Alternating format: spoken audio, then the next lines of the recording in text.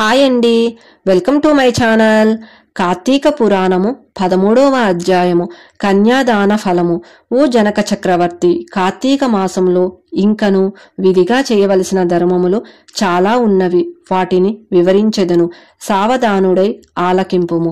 కార్తీక మాసంలో నదీ స్థానము ముఖ్యము. దానికంటే ఒక పేద బ్రాహ్మణుని కుమారునికి ఉపనయనము చేయుట ముఖ్యము.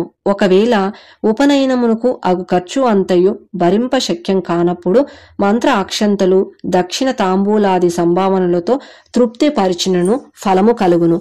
ఈ విధముగా ఒక పేద బ్రాహ్మణ బాలునికి ఉపనయనము చేసిన ఎడల ఎంతటి మహాపాపములు చేసియున్నను, ఎంతటి దుష్కృతులు చేసియున్నను, ఎంతటి వ్యభిచారము చేసియున్నను ఆ పాపములు అన్నయూ పోవును.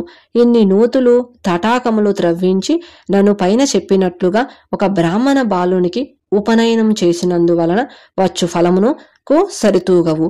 అంతకన్నా ముఖ్యమైనది కన్యాదానము. కార్తీక మాసమందు భక్తి శ్రద్ధలతో కన్యాదానం చేసిన ఎడల తాను తరించుటయేగాక తన పితృదేవతలను కూడా తరింపజేసిన వాడగును. ఇందులకొక ఇతిహాసం కలదు, చెప్పెదను, శ్రద్ధగా ఆలకింపుము. సువీర చరిత్రము. ద్వాపర యుగంలో వంగదేశంలో గొప్ప పరాక్రమవంతుడు శూరుడు అయిన సువీరుడు అను ఒక రాజుండేను. అతనికి రూపవతి అను భార్య కలదు. ఒకసారి సువీరుడు శత్రురాజులచే ఓడింపబడిన వాడయ్యి భార్యతో అరణ్యమునకు పారిపోయి ధనహీనుడై నర్మదా నది తీరమందొక్క పర్ణశాలను నిర్మించుకొని కందమూల ఫలాదును భక్షించుచు కాలము గడుపుచుండెను. కొన్ని రోజులకు అతని భార్య ఒక బాలికను కనెను. ఆ బిడ్డను అతి గారాభంచే పెంచుచుండిరి. క్షత్రియ వంశమయందు జన్మించిన ఆ బాలికకు ఆహారాది సదుపాయాలు సరిగా లేకపోయినప్పటికీ శుక్లపక్ష చంద్రుని వలె దినదినాభివృద్ధి నొందుచు అతి గారాభంతో పెరుగుచుండెను. ఆమె చూచుల వారలకి కన్నుల పండువుగా ముద్దులొలుకు మాటలతో చాలా ముచ్చటగా నుండెను. దినములు గడిచిన కొలది బాలికకు నిండు యవ్వన దశ వచ్చెను.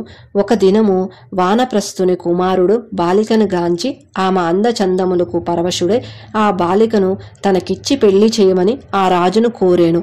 అందులకు ఆ రాజు, ఓ మునిపుత్ర, ప్రస్తుతము నేను కడు బీద స్థితిలో నున్నాను. అష్టదరిద్రములు అనుభవించుచూ ఉన్నాను. మా కష్టములు తొలగుటకు గాను నాకు కొంత ధనమిచ్చిన ఎడల నా కుమార్తెనిచ్చి పెళ్లి చేస్తానని చెప్పగా తన చేతిలో రాగి పైసైనను లేకపోవుటచే బాలికపై ఉన్న మక్కువతో ఆ ముని కుమారుడు నర్మదా తీరమున కుబేరుని గురించి ఘోర తపమాచరించి కుబేరుని మెప్పించి ధనపాత్ర సంపాదించేను. రాజు ఆ పాత్రను పుచ్చుకొని సంతోషించి తన కుమార్తెను ముని కుమారునికిచ్చి పెళ్లి చేసి నూతన దంపతులిద్దరిని అత్తవారింటికి పంపాను. అటుల ముని కుమారుడు భార్యను వెంటబెట్టుకొని వెళ్లి తల్లిదండ్రులకు నమస్కరించి అంతవరకు జరిగిన వృత్తాంతమంతయు చెప్పి భార్యతో సుఖం అనుభవించుచూ ఉండేను. సువీరుడు ముని కుమారుడిచ్చిన ధనపాత్రను తీసుకొని స్వేచ్ఛగా ఖర్చు పెట్టుచు భార్యతో సుఖముగా ఉండేను.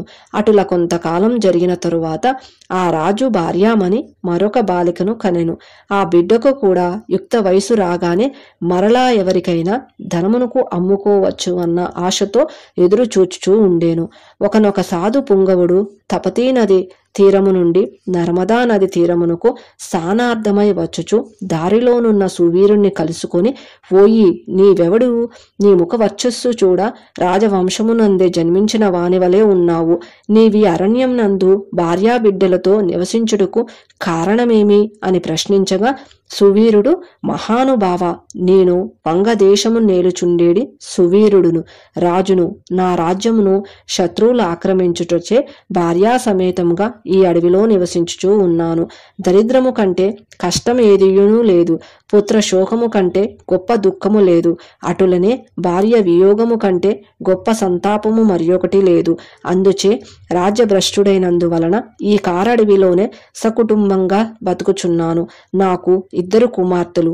అందు మొదటి కుమార్తెను ఒక మునిపుత్రునికిచ్చి వాని వద్ద కొంత ధనమును పుచ్చుకుంటిని, దానితోనే ఇంతవరకు కాలక్షేపము చేయుచున్నాను అని చెప్పగా, ఓ రాజా, నీవు ఎంతటి దరిద్రుడవైనను ధర్మ సూక్ష్మములు ఆలోచింపక కన్య నమ్ముకుంటివి. కన్య విక్రయము మహాపాతకముల్లోనొకటి. కన్యను విక్రయించిన వారు అసిపత్రవనమున నరకము అనుభవింతురు. ఆ ద్రవ్యములతో దేవముని పితృదేవత ప్రీత్యార్థము ఏ వ్రతము చేసినను వారు నశింతురు. అదియునుగాక కన్య విక్రయం చేసిన వారికి పితృదేవతలు పుత్ర సంతతి కలగకుండా శపింతురు. అటులనే కన్యను ధనమిచ్చుకొని పెళ్లాడిన వారు చేయు గృహస్థ ధర్మములు వ్యర్థమగుటయేగాక అతడు మహానరకమును అనుభవించును. కన్య విక్రయము చేసిన వారికి ఎట్టి ప్రాయశ్చిత్తం లేదని పెద్దలు వక్కనిచియే ఉన్నారు. కావున రాబోయే కార్తీక మాసమున నీ రెండవ కుమార్తెను నీ శక్తి కొలది బంగారు ఆభరణములతో అలంకరించి సదాచార సంపన్నునికి ధర్మబుద్ధి గలవానికి కన్యాదానము చెయ్యము. అటుల చేసిన ఎడల గంగాస్నానం మొరణించిన ఫలము, అశ్వమేధ యాగం చేసిన ఫలమును పొందుటయేగాక మొదటి కన్యను అమ్మిన దాని పాప ఫలము కూడా తొలగిపోవును అని రాజునికి హితోపదేశము చెయ్యగా, అందులకు ఆ రాజు చిరునవ్వి నవ్వి, ఓ మునివర్య, దేహ సుఖము కంటే దాన ధర్మముల వలన వచ్చిన ఫలము ఎక్కువ. దాని బతికి ఉండగా భార్యా బిడ్డలతోనూ సిరి సంపదలతోనూ సుఖముగా ఉండక చనిపోయిన తరువాత వచ్చేడి ఏదో మోక్షము కొరకు ప్రస్తుతమున్న అవకాశమును చేతులారా జాడ విడవమంటారా? ధనము బంగారము కలవారే ప్రస్తుతము లోకములో రాణింపగలరు. కాని ముక్కు మూసుకొని నోరు మూసుకొని బక్క చిక్కి శల్యమై ఉన్న వారిని లోకము గుర్తించున, గౌరవించున. అహైక సుఖములే గొప్ప సుఖములు. కాన నా రెండో కుమార్తెను కూడా నేనడిగినంత ధనము ఎవరిస్తురో వారికే ఇచ్చి పెళ్లి చేయుదును, కాని కన్యాదానం మాత్రము చెయ్యను అని నిక్కచ్చిగా నుడివెను. ఆ మాటలకు సన్యాసి ఆశ్చర్యపడి తన దారిన తాను వెడలిపోయాను. మరికొన్ని దినములకు సువీరుడు మరణించెను. వెంటనే యమభటులు వచ్చి వానిని తీసుకొని పోయి యమలోకంలో అసిపత్రవనమున నరక భాగమున పడవేసి అనేక విధములో బాధించిరి.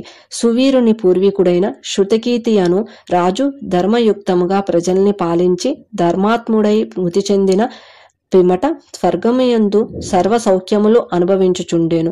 సువీరుడు చేసిన కన్యా విక్రయము వలన ఆ శృతకీర్తిని కూడా యమకింకరులు పాశములతో బంధించి స్వర్గము నుండి నరకమునకు తీసుకొని వచ్చిరి. అంతటి శృతకీర్తి నేనెరిగినంత వరకును ఇతరులకు ఉపకారం చేసి దాన ధర్మాదులు యజ్ఞ యాగాదులు లొనరించి ఉన్నాను. నాకీ దుర్గతి ఎలా కలిగే అని మనములందుకొని నిండు కొలువు తీరియున్న యమధర్మరాజు కడకేగి నమస్కరించి, ప్రభు, నీవు సర్వజ్ఞుడువు, ధర్మమూర్తివి, బుద్ధిశాలివి, ప్రాణకోటినంతను సమముగా చూచుదువు. నేనెన్నడూ ఏ పాపము చేసి ఉండలేదు. నన్ను స్వర్గలోకము నుండి నరకమునకు తోడుకొని వచ్చుటకు కారణమేమి? సెలవిండు అని ప్రాధేయపడను. అంత యమధర్మరాజు శృతకీర్తిని గాంచి, శృతకీర్తి, నీవు న్యాయమూర్తివి, ధర్మజ్ఞుడువు, నీవెటువంటి దురాచారములను చేసి ఉండలేదు. అయిననేమి, నీ వంశీయుడగు సువీరుడు తన జ్యేష్ఠపుత్రికను ధనమునకు ఆశించి అమ్ముకొనెను. కన్య నమ్ముకునే వారి పూర్వీకులు ఇటు 3 తరములు వారు, అటు 3 తరములు వారున్న వారెంతటి పుణ్యపురుషులైనను నరకము అనుభవించుటయేగాక నీచ జన్మములెత్తవలసి ఉండును. నీవు పుణ్యాత్ముడు వనియు ధర్మాత్ముడు వనియు నేనెరుగుదును గాన నీకొక ఉపాయము చెప్పెదును. నీ వంశీయుడగు సువీరునుకు మరి ఒక కుమార్తె కలదు. ఆమె నర్మదా నది తీరమున తన తల్లి వద్ద పెరుగుచున్నది. నా ఆశీర్వాదం వలన నీవు మానవ శరీరము దాల్చి అచ్చటికి పోయి ఆ కన్యను వేద పండితుడను శీలవతుడగు ఒక విప్రునికి కార్తీక మాసమున సాలాకృతముగా కన్యాదానము చేయించును. అటుల చేసిన ఎడల నీవు, నీ పూర్వీకులు, సువీరుడు, మీ పితృగణములు కూడా స్వర్గలోకమును కేగుదురు. కార్తీక మాసంలో సాలాంకృత కన్యాదానం చేసినవాడు మహా పుణ్యాత్ముడగును. పుత్రికా సంతానము లేనివారు తన ద్రవ్యములతో కన్యాదానము చేసినను లేక విధి విధానముగా ఆంబోతునికి వివాహం మొనరించును కన్యాదాన ఫలము అబ్బును. కనుక నీవు వెంటనే భూలోకమును కేగి నేను తెలిపినటుల చేసి తినేవేని ఆ ధర్మ కార్యముల వలన నీ పితృగణములు తరించును, పోయి రమ్ము అని పలికెను. శృతకీర్తి యమునికి నమస్కరించి సెలవు తీసుకొని నర్మదా తీరమున ఒక పర్ణ కుటీరంలో నివసించుచున్న సువీరుని భార్యను కుమార్తెను చూచి సంతోషపడి ఆమెతో యావత్ విషయములు వివరించి కార్తీక మాసమున సువీరుని రెండో కుమార్తెను సాలాంకృత కన్యాదాన పూర్వకంగా చతుర్వేదములు చదివిన ఒక బ్రాహ్మణుని యువకునికిచ్చి అతి వైభవముగా వివాహము చేసెను. అటులా కన్యాదానం చేయటం వలన సువీరుడు కూడా పాప విముక్తుడై స్వర్గలోకంలోనున్న పితృదేవతలను కలుసుకొనును. కన్యాదానం వలన మహాపాపములు కూడా నాశనమగును. వివాహ విషయంలో వారికి మాట సహాయము చేసును పుణ్యము కలుగును.